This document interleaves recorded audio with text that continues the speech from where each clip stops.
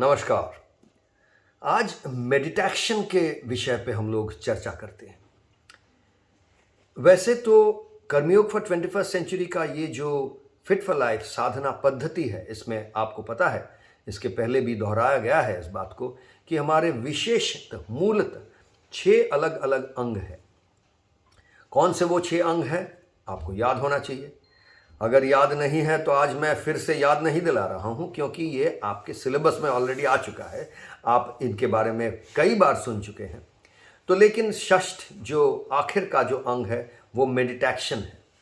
Meditation आपको समझ में आ रहा है, कुछ हद तक मेडिटेशन के साथ जुड़ा हुआ है। अब मेडिटेशन ये जो शब्द है, ये शब्द तो आज दुनिया में बहुत प्रचलित हो गया है, बहुत पॉपुलर शब्द है। वैसे देखिए, मेडिटेशन जो शब्द है ये ध्यान से जुड़ा हुआ है, इतना हम सबको मोटी तौर से पता है। और ध्यान क्या है ये भी मोटी तौर से हमारे देश में, भारतवर्ष में विशेषतः हर किसी को कम ज़्यादा पता होता है, क्योंकि बचपन से ही हम देखते हैं कि ये जो ध्यान जो शब्द है इसका बहुत अक्सर इस्तेमाल होता है। हमारे गुरुजन जो होते हैं, वो हमारे पिता माता हो या वो हमारे शिक्षक हो स्कूल में, या ट्यूशन पढ़ाने आए हो ऐसे कोई शिक्षक हो, या कोई भी विशेषतः जो गुरु स्थानीय ऐसे कोई है, वो अक्सर ये शब्द का इस्तेमाल अक्सर कर देते हैं। जैसे कि कोई भी बच्चा जब बड़ा हो रहा है, वो कोई काम करने का प्रयास कर रहा है, वो पढ़ाई लिखाई हो या कोई और चीज़ हो, उसमें उसका मन नहीं बैठ रहा है, तो तुरंत उनके गुरुजन जो है वो कहते हैं, क्या कर रहे हो, ध्यान लगाओ, क्या बात है, किधर किधर मन जा रहा है तुम्हारा, ध्यान लेके आओ, ध्यान लगाओ भाई, क्या कर रहे हो, ये ध्यान लगाओ, क्या कर रहे हो। ये हमारी साधारण भाषा की बात हो गई है। ऐसा नहीं कि ये कोई विशेष शिक्षा की कोई विशेष सिलेबस या कोई चीज़ है। ये तो हम देखे हैं हमारे देश में, ये आम बात है।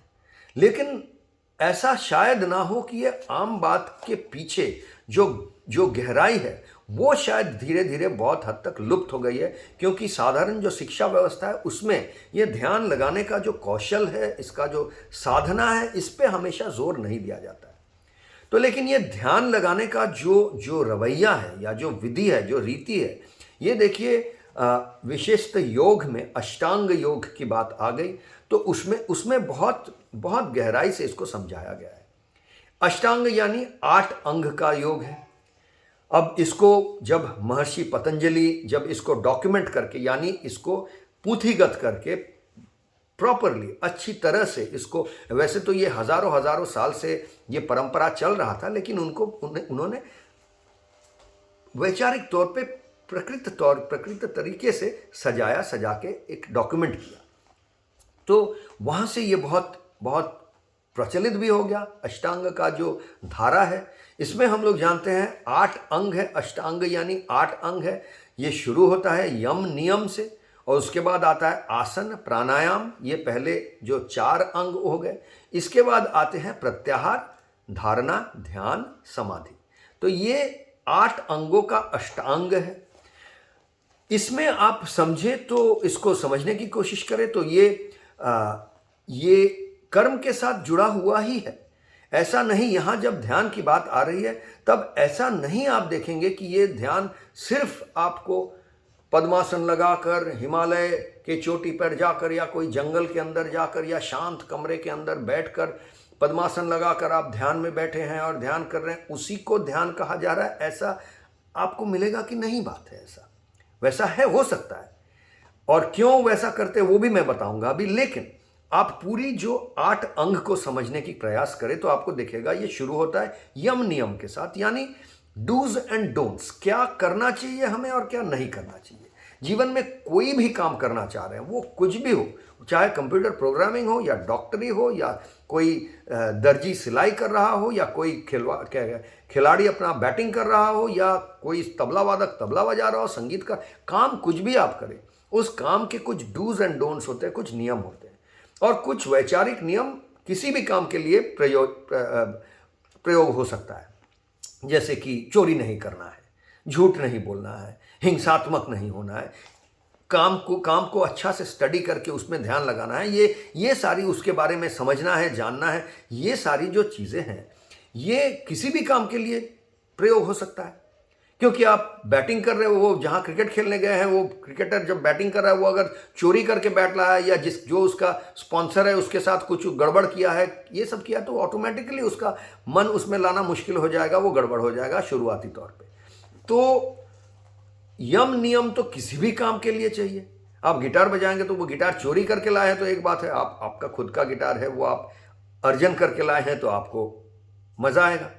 चोरी करके लाए तो हमेशा ये मन में रहेगा कि अरे हम पकड़ा तो नहीं जाएंगे, तो आप गिटार बजाएंगे या उसके बारे में सोचेंगे। तो देखिए, ये यम नियम की बात तो सबसे पहले आ गई।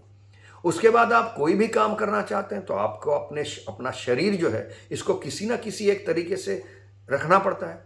शरीर को कहीं और रख के काम कहीं और तो नहीं होता है। जो भी काम करते हैं उसमें शरीर को लेके ही काम करते हैं। तो किसी ना किसी आसन जो है शरीर को सहज अवस्था में अवस्थान करा के तभी काम होता है। फिर से आप देखिए, वो कोई भी काम हो, बैट्समैन बैटिंग कर रहा है तो उसके लिए भी अपना एक पॉस्चर है, अपना एक आसन है। बॉलर बॉलिंग कर रहा है उसके लिए भी उसका अपना पॉस्चर है। तबला वादक तबला बजा रहा है, उसको एक किसी पॉस्चर में बैठ के बजाना है या खड़े होकर बजाना है। जो ड्रम बजा रहा है वो किसी और तरीके से, जो गिटार बजा रहा है उसका अपना पॉस्चर है, माइक के सामने सही तरह से उसको खड़ा होना है। इसी तरह से कोई जो कंप्यूटर प्रोग्रामिंग कर रहा है उसको भी करना है, दर्जी सिलाई कर रहा है तो उसको भी करना है, जो किचन में कुकिंग कर रहे हैं उनको भी, सब हर किसी को किसी भी काम के लिए अपने शरीर को एक आकृति देना है, एक आकार में रखना है। तो ये तो हो गया आसन। अब आप वो काम कर रहे हैं, कोई भी काम कर रहे हैं, आपका सांस तो चल रहा है। अच्छा, सांस जिस तरह से चल रहा है वो काम के लिए उपयोगी होना चाहिए, और ऐसा होता भी है। बैट्समैन बैटिंग कर रहा है तो बॉल आ रहा है, उस समय वो ऐसा नहीं सांस ले रहा है, उसका सांस एकदम धीरे धीरे इस तरह से हो रहा है कि पूरा उसका ध्यान उस पर लगे। इसी तरह जो कंप्यूटर में प्रोग्रामिंग कर रहा है उसका सांस भी एक तरह से चल रहा है। जो भारी कोई सामान खींच रहा है वो बोल रहा है जोर से खींचो हैया, और जोर से हैया। ये जो कर रहा है ये क्यों कर रहा है? इसमें भी उसका सांस लेने का जो तरीका है वो बदल रहा है।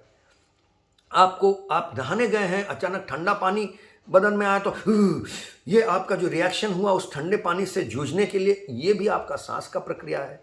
तो हम देख रहे हैं सांस का अलग अलग प्रक्रिया अलग अलग कर्म के साथ ऐसे भी जुड़ा हुआ है।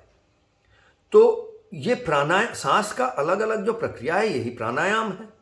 तो हम प्राण शक्ति को वशीभूत कर रहे हैं, कंट्रोल कर रहे हैं, काम में लगा रहे हैं, सांसों की प्रक्रिया को अलग अलग रीति से चलाकर। तो ये तो कर्म के साथ ही जुड़ा हुआ है। ऐसा नहीं कि सिर्फ प्राणायाम करना है, मतलब आप पद्मासन लगा के, ये वज्रासन लगा के तभी प्राणायाम कर सकते हैं। प्राणायाम आप ऐसे भी हर वक्त कर ही रहे हैं।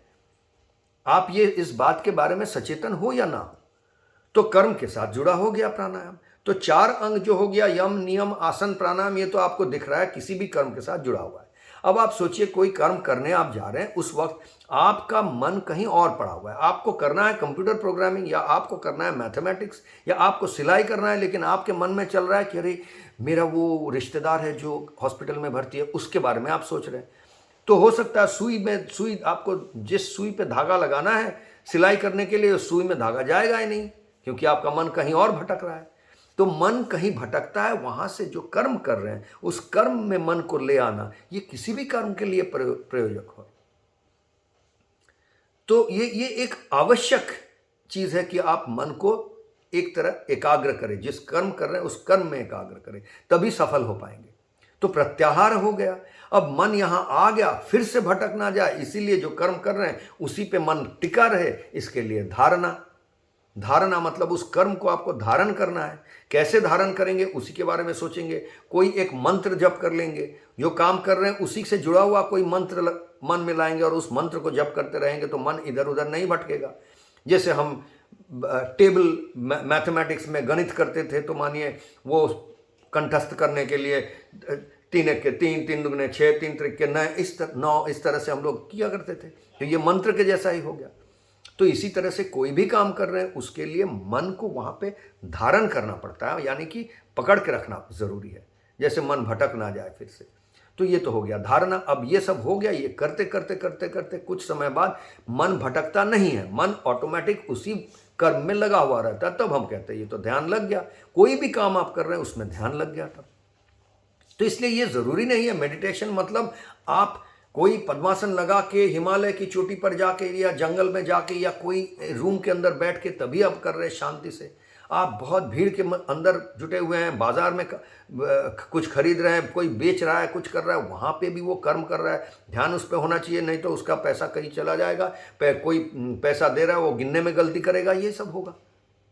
तो कर्म में सफल होने के लिए आपको ध्यान लगाना ज़रूरी है। और ध्यान लग गया, कुछ देर बाद आप देखेंगे कि इतना मज़ा आ रहा है, वो कर्म और आप एक ही हो गए हैं। ऐसा नहीं कि आप कोई और है, कर्म कुछ और है। अक्सर हम कहते हैं, आप कौन हो भाई, परिचय ही हम लोग देते हैं, मैं तबला वादक हूँ, मैं डॉक्टर हूँ, मैं इंजीनियर हूँ, मैं बिजनेसमैन हूँ। इस तरह से मैं कौन हूँ कि मैं जो काम करता हूँ वही मैं हूँ। तो इस तरह से काम जो कर रहे हैं उसके साथ जब जुड़ जाते हैं तो समाधि लग गया। यही समाधि का संज्ञा है, डेफिनेशन है।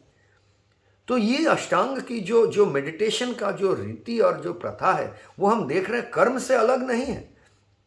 वो इसलिए नहीं किया जाता है कि आप बैठ के सिर्फ बैठने से तभी मेडिटेशन कर पाए। नहीं, आप कोई भी कर्म कर रहे हैं तो वो कर्म के अंदर आप मेडिटेशन कर पाए, ध्यान लगा पाए। इसलिए मेडिटेशन को हम लोग मेडिटेक्शन का क्योंकि अंग्रेजी में मेडिटेशन हो गया है एक प्रैक्टिस, एक अभ्यास, एक साधना।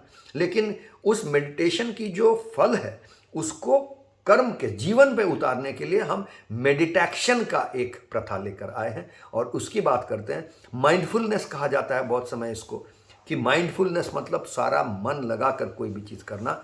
तो आप खाना खा रहे हैं वो भी माइंडफुली खा रहे हैं, मतलब मेडिटेक्शन कर रहे हैं। तो ये हो गया हमारा मेडिटेक्शन का प्रथा। इसको कैसे आप अपने साधना पद्धति में जोड़ेंगे? कर्मयोग फॉर 21st सेंचुरी का जो फिट फॉर लाइफ प्रोग्राम है, इसमें हम ये कहते हैं कि सारा दिन के अंदर एक समय आप निकाल लीजिए।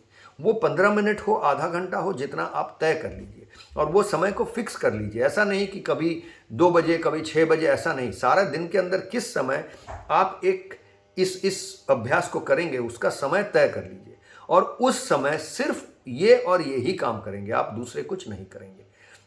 और जिस तरह से आप अष्टांग में मेडिटेशन करते हैं, इसी तरह से आप तय कर लेंगे कि ये एक चीज़ ये जब करना शुरू करूंगा तो उसके पहले मैं जो नियम बांध लीजिए उसके लिए क्या क्या करना है और उसके लिए आप किस तरह से कौन आसन में करेंगे, कहाँ से चलेंगे। अगर वो काम एक जगह बैठ के करना है ऐसा कोई मतलब नहीं है, हो सकता है आप चल के कर रहे हैं तो, लेकिन चल के अगर करेंगे तो सही तरह से कहाँ कहाँ से आप चलेंगे वो रूट आपका फिक्स हो जाना चाहिए। कहाँ कहाँ आप पैर डालेंगे वो पैर डालने की हर जगह फिक्स हो जाना चाहिए। वहीं पर पैर डाल के आप चलिए और चल के कीजिए। ऐसा करके आप दिन में 15 मिनट हो, 20 मिनट हो, आधा घंटा हो, कोई काम ऐसे करके कीजिए। वो कुछ भी हो सकता है। आप किचन में कुकिंग कर रहे हैं उसको भी इसी तरह से कीजिए, मेडिटेक्शन लगा के कीजिए। उसके लिए आप कोई मंत्र निकाल के लाइए, वो योगिक मंत्र हो, वैदिक मंत्र हो, या आपका कोई कुरान का कोई मंत्र हो, या बाइबल का मंत्र हो, या कोई धार्मिक किताब का ना हो, कोई शास्त्र का ना हो। आप अपने मन से एक मंत्र निकालिए, लिखिए, जिसको आप उस समय उसी चीज़ को बोलिए। आपका गुरु मंत्र हो उसको बोलिए, कोई भी मंत्र हो, जैसे कि मन इधर उधर भटक ना जाए, क्योंकि मंत्र धारणा का ही एक कौशल है, ध्यान लगाने का एक कौशल है। तो उसके लिए आप मंत्र लेकर आइए, उस मंत्र के साथ जुड़कर, मंत्र ना हो तो माला लेकर आइए, माला जप कीजिए। ये सब भी प्रत्याहार और धारणा, ये सब का एक अलग अलग कौशल है। तो आप इस तरह से सारा दिन के अंदर किसी एक टाइम में समय निकालकर ठीक कर लीजिए, इस काम को मैं इसी समय करूंगा। उस समय आप मंत्र बोल सकते हैं, लेकिन मंत्र ना बोल रहे तो आप मौन रहिए। ऐसा नहीं कि उस समय फ़ोन आ गया, फ़ोन पे बात भी कर लिए, थोड़ा किसी से कुछ बोल भी दिए, ये नहीं।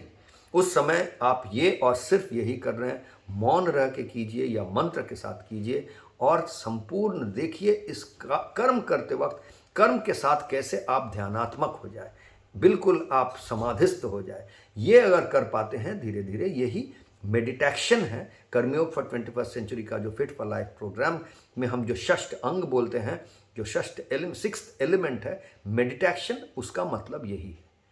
आज इतना ही समझा पाया, समय कम है, इसको लेकर आप सोचिए, काम में अपने जीवन में उतारिए और उसके बाद आगे चल के और इस पे हमारा चर्चा होगा। आज के लिए इतना ही, नमस्कार।